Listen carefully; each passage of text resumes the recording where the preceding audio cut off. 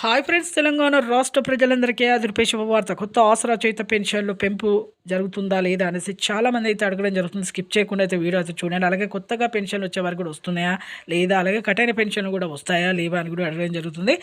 క్లారిటీగా అయితే ఇన్ఫర్మేషన్ అయితే ఇస్తాను. ఇక్కడ లేట్ చేయకుండా అయితే వీడియోలోకి అయితే వెళ్ళిపోయే ముందు పక్కన bell icon all symbol button గంట సింబల్ అయితే నొక్కండి. లేట్ చేయకుండా అయితే వీడియోలోకి అయితే వెళ్ళిపోదాం. పాత వారికి, కొత్త వారికి, వృద్ధులకి, వితంతులకి, ఒంటరి మహిళలకు 4,000, వికలాంగులకు 6,000, హెచ్ఐబీడీ చేనేత మగ్గం కార్మికులకు 4,000, ప్రతి ఒక్కరు కూడా డయాలసిస్ వారికి కూడా 4,000 అండి. ఈకేవైసీ ఎంపీ సెల్లింగ్ అయితే చేసుకోవాలి. అలాగైతే డబ్బులు అయితే మీ అకౌంట్లో అయితే పడతాయి.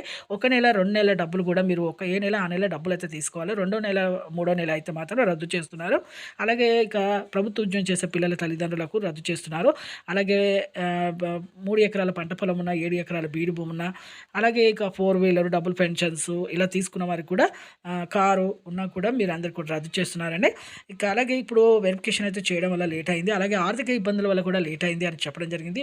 ఇప్పటివరకు అయితే కేబినెట్ అసెంబ్లీ మీటింగ్లో మాత్రం ఎలాంటి అప్డేట్ అయితే రాలేదండి. Rythu Bharosa. Thanks for watching.